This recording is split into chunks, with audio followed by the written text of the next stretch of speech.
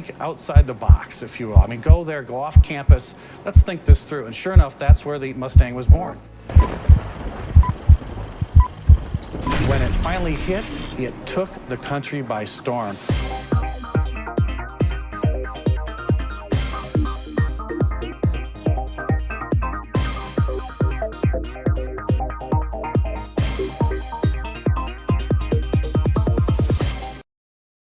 Hello, everybody, and welcome to another edition of Cars in Context. I'm your host, John Clor. You know, this is the Motor City, and this is the show where we put cars into the context of your everyday life. We're proud of all the automotive heritage we have here in the Grosse Pointe area, but we'll make no apologies for our decidedly Detroit perspective.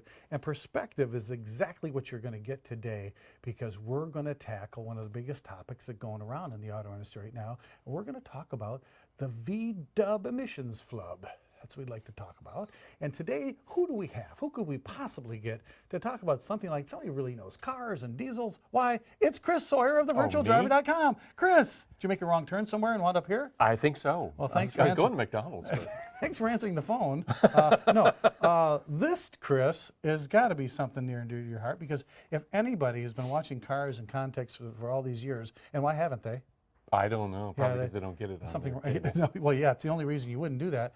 You know, of all the things we've been talking about fuel economy and about emissions and about diesels and about the I diesels could have in Europe. predicted this was going to happen at some point. See, again, if you were just working on that tarot card reading business, you were going to start. But no. So, Chris, this is a super hot topic. Yes, it's the Ace of Spades.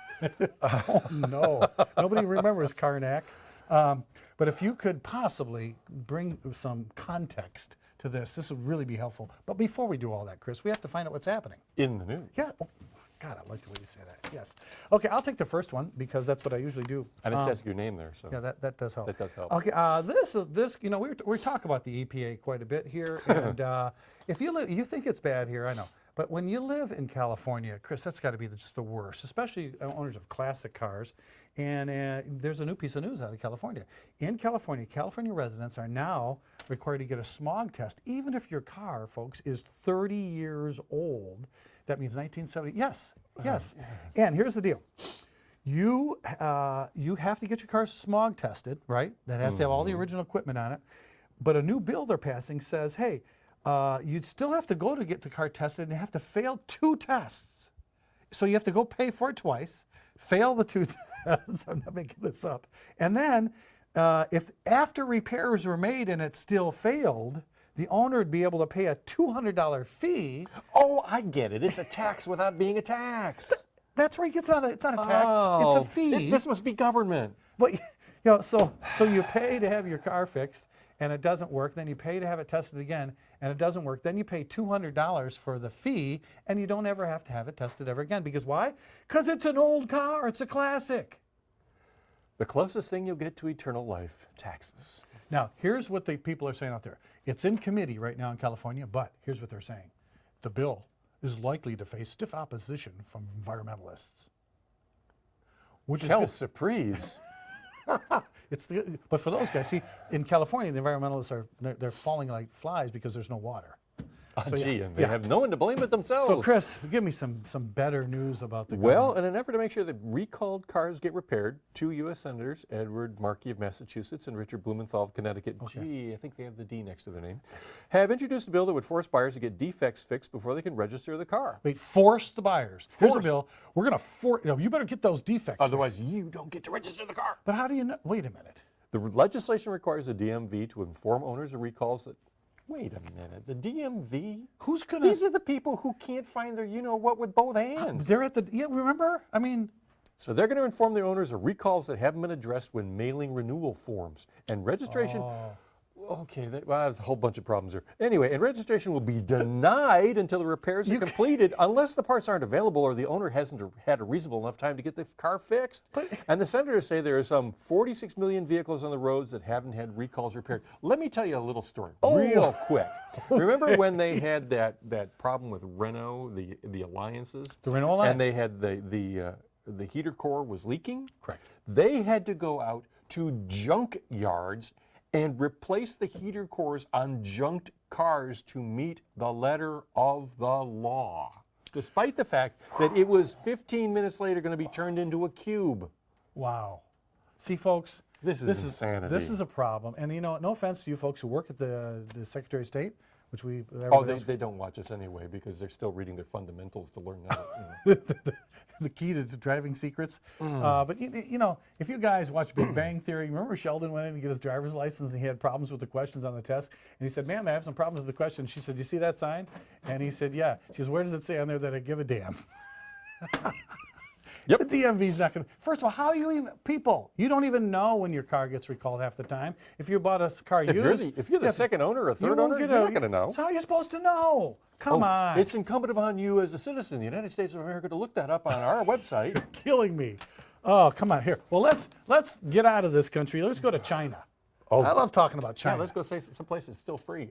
and safe. Yeah. Breathe the air. Now, folks, we've been talking about the Chinese car market. Why? Because we're in Detroit. Why do we care about that? Because, you know, they're eating your lunch on everything else. You know, they're like, you Well, know, that's because they're stealing it. well, that helps too. But you know, when whatever you buy, they're touching it, and now they're going to be getting into the car market big time. You know, very shortly. So everybody's been talking, oh, the car market in China, oh, the stock market in China, it all affects us. We're global, right? Well, guess what, Chris? Even though we've been telling you, Chinese car market biggest in the world. Guess what? Let's put it in context. Oh, why would we want to do that? Well, that's the name of the show. There's got to be a better reason than that. Last year, 19.7 million new vehicles were sold in China, which made $410 billion in sales. Okay. Okay, that's All not bad. In the U.S., 16.5 million new cars were sold. But here's the context. That generated $571 billion in sales, which is $161 billion more on fewer sales. How is that possible? Transaction price. Average cost of the car is more. Yeah, it's yeah. Should I take you to remedial math? I'm a word guy, but yeah, according to So this, you want word problems? no, I don't. So this train was going. No, this I way. can't stand those either. The average price, the Chinese brands sell for $15.7, while foreign makes go for $32.2. China sold the average car and sells in China for about $21,000, but here the average car in the United States is over $34,000 for a new car. Mm-hmm. Wow! Remember the good old days when you could buy a Maverick for $19.99? $19.99? Remember when we were at Auto Week and people were complaining that the average transaction price was going to be $20,000? Yeah. And cars were unaffordable. So that means, folks, we were at Auto Week a long time ago. Well, the gray hair shows that anyway. So, Chris, there's got to be better news out there for all us car people. Nope, sorry. Anyway, if you bought a set of brake pads recently, I have. you've probably noticed those tiny little bits of copper that are sprinkled throughout the friction material. Yeah, that's very important. That's because copper is a very efficient heat transfer agent. It smooths out the braking process. Right. Put a nice And coating they took on. asbestos out, Yep, so you had to put puts copper. a nice coating on the disc, so they don't it squeal. cleans- yeah, I like But it. our friends, the environmentalists, What? say that those copper pieces can get into the water runoff, ending up in lakes and rivers. Wait, the little tiny copper bits out of your brake pads are going to be in the river now? How does it get there? There's this thing called the wind and the rain.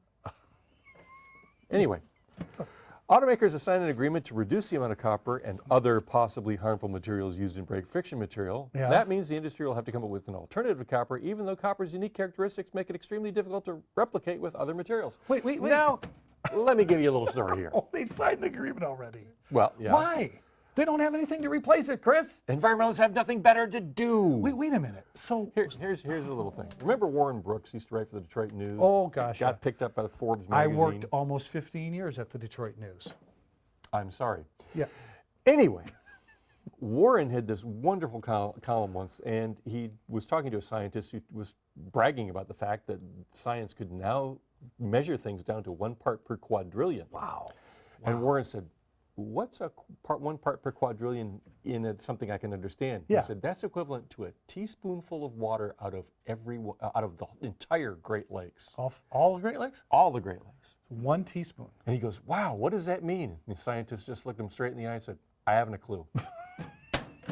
But that's what they're basing this all on. Remember that show we did? Is it really a problem? No! Remember when the EPA took zinc out of the motor oil and we did that show, the EPA killed my Mustang because I didn't put zinc back in the motor oil and I had a flat tappet motor and it destroyed my And it's done it to a lot of people. My brand new 5-liter was just a bunch of shredded shrapnel. Shrapnel, Yeah. yes. Yeah, thanks a lot. That was a few $1,000s I didn't need to spend.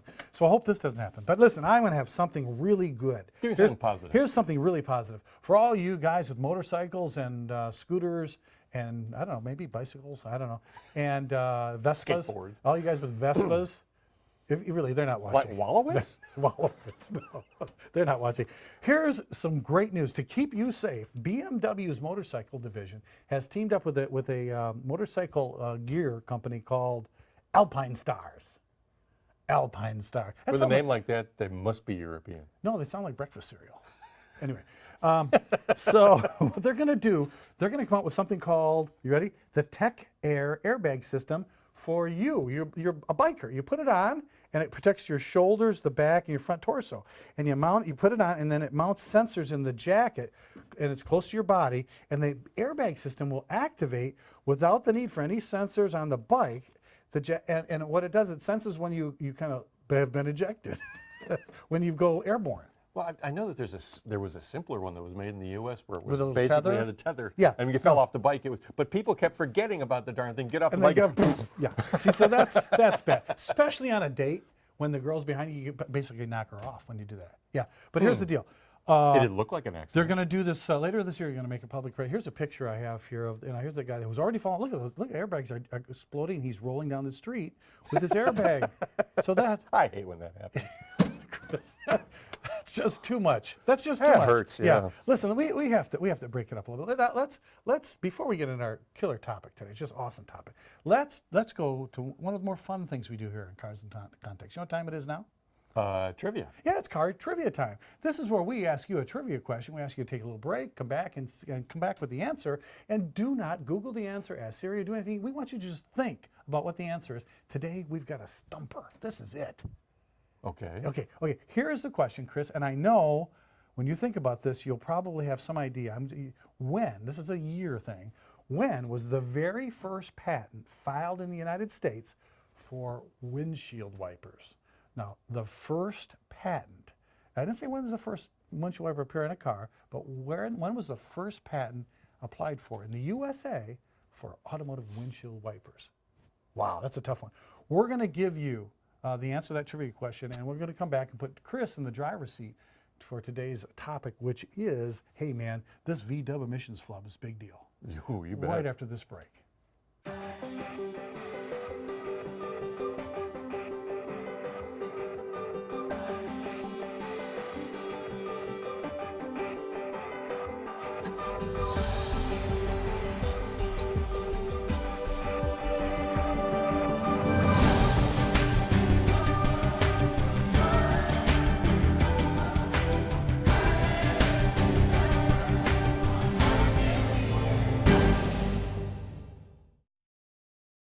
Hi, and welcome back to Cars in Context. I'm your host, John Clor.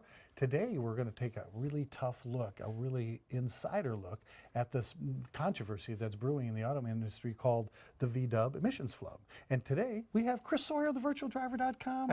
Chris, it's not a show without you. It really isn't. No kidding. Yeah, because otherwise... You know, the best You thing, alone is hard. The best thing about you, though, is you're so humble. That's And what I'm I like. Yeah. honest. So before we get into the topic, Chris, we have this really cool trivia I got question. the answer. Oh, I hope you're right. Because let me give the question again. Yeah, okay. The question was, when was the very first patent filed in the United States for windshield wipers? It was a week after the first really bad thunderstorm when somebody bought a car, right? Again, folks, see, where do we get? Of course, necessity is the mother of invention. Oh, it's a mother, all right. Well, okay, I'm going to give you this one, Chris. And here's a picture. I actually found a picture of this person. Really? Yeah. The first patent for windshield wipers was filed in 1903, so it's just a little bit older than you are, by three different... Now, wait a minute, you're older than I am. I am? Yes. Oh, yeah, it's just... But only physically. Don't let my looks fool you. Oh, mentally, yeah. Three different people actually filed patents for it, but this woman, that's right, folks, Mary Anderson, you know who you are. Well, of course, she's not here anymore, but Mary... No. Mary Anderson, it took a woman to say, I can't see, turn your wipers on faster. So that's my wife. She invented the first windshield wiper and filed a patent in 1903. Here's her look at that little drawing of her wiper. It was hand operated. You know, it's kind of like when your old car had broke the wipers and in the winter you reach around and go like this when you're driving. You ever see those guys? Yeah. Or the guy you see in the winter goes... Instead of scraping. Yeah. Mary Anderson, 1903. Wow, that was great. Where do we get these? I don't know. You got it. Okay, yeah. You're asking the wrong person. Well, let's get back on track, Chris. This VW emissions flub is just horrific. I mean, I have seen Horrific? I've seen some No. huge things get bad for bad PR. But if you're a PR guy, It's horrific for the company, but Yeah. in terms of environmental health and everything else, it's not even a blip. well, let's do that. Let's put it in context. Okay, first of all, Yeah, what is the controversy? Let's What spell it happened out. was this. All right. The 2009 to 2015 VWs, as far as we know, that time period, had a defeat software algorithm written into the code so that when it wasn't hooked up to be tested for emissions, it would be polluting. And this is only for nitrous oxides. Okay. It's very hard to control on diesels for the most part. Mm-hmm. So when you hooked it up, all the emission controls came into it, it passed. Well, the West Virginia University and another group were looking into this as to, are the cars in use really doing things as they should be? Okay. And so they were looking at it going, hey, we're getting some anomalous stuff here. Yeah, that's not the numbers. And aren't good. VW said, yeah, you know what, we got a code problem. And they rewrote the code and they sent it out to the California guys. And they reflashed the EPROMs and everything was fine until CARB tested it again. But CARB did it not by hooking it up on the dyno, they did drive-by testing. Oh. Which you CARB, can by the do. way, is the California Air Resources Resources Board. Yeah. It's not And the they, carbon topic. and they found that no, this didn't fix it at all. And that's when VW admitted, yeah, we did something wrong. So what you're saying, Chris, is this somehow these guys who programmed the Volkswagen's engine They did it on computer purpose. could figure out they could Oh, figure out they when said is it if going to be this tested. and this happens as it does. You're on being every one of these tested. things, You're being tested. So turn everything on. Okay, and when you're not being tested, it can Turn it off. Because otherwise, why, Chris? Why would they do that? Well, let's go at this from two ways. Okay. One is that their diesel is a very specifically German thing. I mean, Dr. Diesel was Well, it is- German. yeah, it is a diesel. It's their wheelhouse, Yeah. So they couldn't sit there and create this high mileage thing without it. They had to have diesel. They couldn't do a hybrid. Toyota had already done it. So they had to have their own hybrid. So they were going to push diesels. So they did. And meeting the standards, especially US standards, is very, very difficult. So that was what was driving them. We have to have something too. Right. But when you do it, you'll find that what happens is that the EPA wants you to put more and more of the crankcase ventilation back into the exhaust. Thinking that they would intake. somehow magically burn and go That away. you're going to burn it away. But Yeah. what you're doing is you're bringing in the oil vapor from the crankcase Right. up into the engine. Which they did after in about 1967. 3,000 miles. Uh-oh. Here's the killer. If you have a Mercedes or a BMW diesel, you're probably noticing that your mileage is dropping off, that your performance is dropping off. Maybe not a lot because the computers are doing fabulous jobs today. But what's constant, if you pull the heads off these things, you'll find a friend of mine told me, and he wrote the rules for CARB in the first place, that there's about a 1/4 inch of a very viscous tar on the Inside. heads, on the intake valves, because of direct injection. Yeah, which was Because the fuel is not washing these things clean anymore. right. Direct injection is much more efficient, and you're getting better mileage and better emissions, but there's a only for trade-off. so long. That's right. But here's another thing. Let's put it really into context. Is this an environmental health hazard? Yeah, so that's the question, because they said, all these countries are going to sue, they're going to investigate, they're going to sue for billions because they're killing us all. Volkswagen. Certification tests conducted by the EPA in 2014 showed that a VW Jetta sport wagon powered by the previous generation 2-liter turbo diesel produced 0.035 grams per mile of NOx. All right. That's well within the limit. Okay. Using the EPA's assertion that this combination's real-world emissions are up to, it's not exactly 40, anywhere from 10 to 40 times. Okay. But let's use the 40 times. Oh, yeah, go ahead. 40 Make times worst case higher. scenario. That places the on-road NOx performance at a maximum of 1.4 grams per mile. In other words, the VW diesels are cleaner than a 1978 to 1980 U.S. passenger car in NOx, and only slightly dirtier than a 1988 to 1985 light truck. Wow. So it's really not that bad. But I'm not going to excuse their criminality or their stupidity. No. But let's put it into even finer context. Okay. VW says the software affects 500,000 cars, we're nearly in the US, Okay. perhaps as many as 11 million worldwide. So that's an excess of 1.365 grams per mile of NOx. Right. That's 682,500 grams per mile for the 500,000 cars in the US. I love when you do math. 15,015,000 grams per mile worldwide. Okay, so you assume an average 15,000 miles per year for these cars. Yeah. That means that every year these cars add 225 million grams of NOx worldwide, of which 10,237,500,000 grams is in the US. But Oh, that's that sounds like a lot, doesn't But it? it's grams. But that's, okay, so let's put it in pounds. Okay. All right. Yeah, I know so you pounds. translate it in that pounds. I know pounds. The global NOx excess is 496,536,130 pounds per year.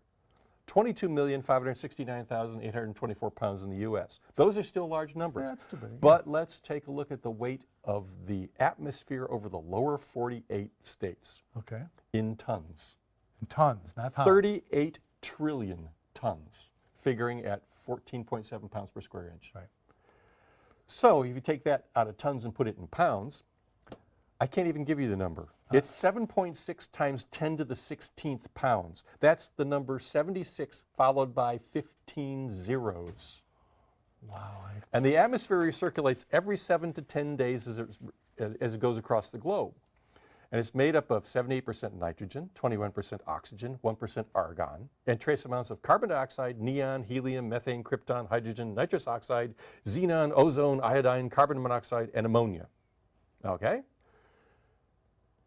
Thus, in the U.S., the yearly excess of NOx produced by the nearly 500,000 VWs is just under 3 times 10 to the negative 12%. So to write that out, that's 0. And then 11 zeros and a 3. Wow. So it's nothing. Unbelievable. It's And much less this than... is why at Wayne State University, I dropped calculus. Well, I flunked accounting, so we won't go there. That's crazy. So, folks, you're not going to die. The world's No. not going to come to an end. The world's not coming to an end. If the This polar was bears go stupid. somewhere, that's not our fault. They probably Volkswagen moved somewhere in the better So they neighborhood. tricked the government, but the government made up these tests in the first place. Cars today are so clean, it's ridiculous going after the last of it. There's much larger. It's like removing a sliver out of your eye with a block in your head. It's craziness. Yes, it's absolutely crazy. And the thing is, VW did this for 2 reasons. One is they wanted to have the diesel. The second reason is that they looked at all the things that they were doing to make that clean, and they're saying, we're going to cause harm to the car. It's going to get tarred up. and your car. And to clean that tar up off the heads and the intakes, you have to blast it with walnut shells at a cost of $1,000 to $4,000 per vehicle. It makes no sense, folks. It really does. I'm so glad you figured this out. That's craziness. So, folks, don't believe all the headlines. You come here for putting cars in context. I hope you got that. If you didn't, send a note to Chris at thevirtualdriver.com, and he'll figure all that math out for you. Chris, let's do something that's more cheerful. How about pick of the week? Sure. All right. This is where you, the viewer, send us a picture, and we put it on the air just to show you how cool you guys are to find really cool things. This one, Chris, is even scarier than the Volkswagen Flub. Is that possible? Check out this picture, Chris. This was snapped. Jeez. This is a picture of a guy driving down the freeway, but he doesn't know it. His car is on fire. Now, underneath, folks, look closely at the picture. Underneath his car, look, they're trying to get his attention. Sir, excuse me, sir, your car's burning, and he's just driving along. Well, we know that it's not Captain Obvious driving that car. No, so I really appreciate when you guys send me pictures like this for Pick of the Week. I don't know where you get this stuff, but folks, thanks for sending that in. If you have a picture you'd like me to share on the air, send it to me, John Clor at carsandcontext.com. We'll put it on there, but there's even more fun. Okay. And now it's time for Pride in My Ride. This is where you, the viewer, send a picture of your car to me, and we put it on the air and tell us why you have pride in your ride. You get to be a star on Cars and Context. Chris, this is an amazing story. Check this out. This is a 2015 50-year anniversary limited edition Ford Mustang with a 5-liter in it, and it's owned by, are you ready? 75-year-old Ron Smith. He lives out in Wilmington, Delaware. He said, I turned 75, and I said, you know what? I'm going to do something for myself. So he goes out He goes out and buys himself a 5-liter Mustang at age 75. I'm going to think that's great, but it's going to give the kids another incentive to take the keys away from Dad. Dad, I want the car. Dad, I want the car. Dad, I want the car. Ron watches us on the YouTube channel, Cars and Context Wow, TV. it's a nice vehicle. Ron, thank you so much for sending. When you turn 75, go out and buy yourself a hot rod. That's what I think you should do. I'll probably be dead by the time, But now, that's okay. but now it's time for, we have a few minutes here. We got to take some viewer mail. Chris from WMTV usually finds something in our mailbag. Chris, is there anything in our mailbag for cars? Oh, you found something, Chris. Off the press. Well, good. I hope you didn't get He's a the paper man. cut digging in there. Thanks so much, Chris. Oh, and speaking of Chris, it says here you get the first letter. Of course I do. This one comes to us from Jeff M. of Grosse Pointe Farms, who watches Cars and Context on AT&T Uverse Channel 99. Okay. Dear Chris, I enjoy your views on fuel technology and recall your discussion on cellulosic ethanol made from non-food sources. Yeah, we talked about that. If the fastest way to reduce carbon dioxide emissions is to reduce the amount of carbon in fuel, Okay. anyway, and adding cellulosic ethanol to gasoline is one way to do that, Yeah. then why hasn't this technology caught on? Why doesn't the EPA mandate it as part of its renewable energy plan? Really, Jeff, you want me to answer this one? I'm going to fundamentally change the United States. Have you watched the show? Really? You know why? Where's the because cellulosic ethanol doesn't work yet. You mean you can't just legislate a technology breakthrough?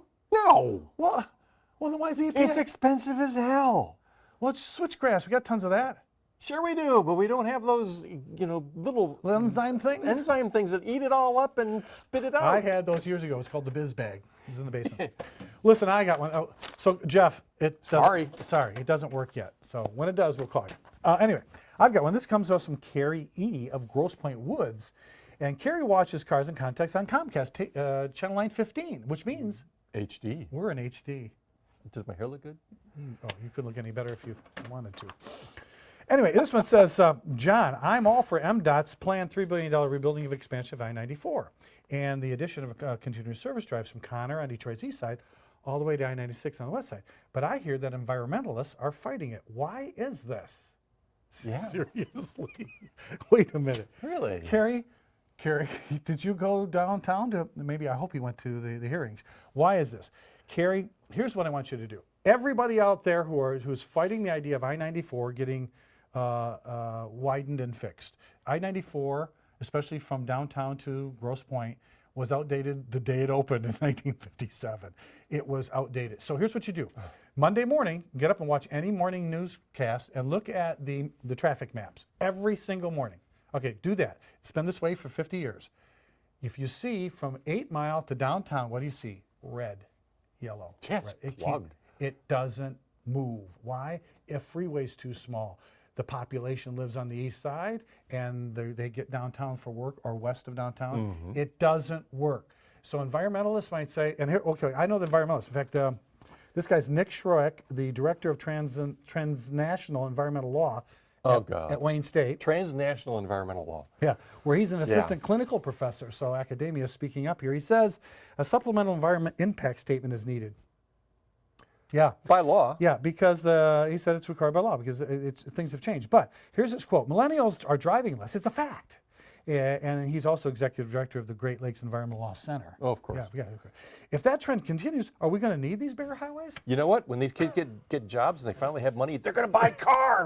That's right. So thanks for sending that in. Wide 994. Chris, thanks for being with us today. You did it again.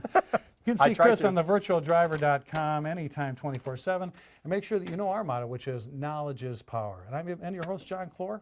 Thanks for watching.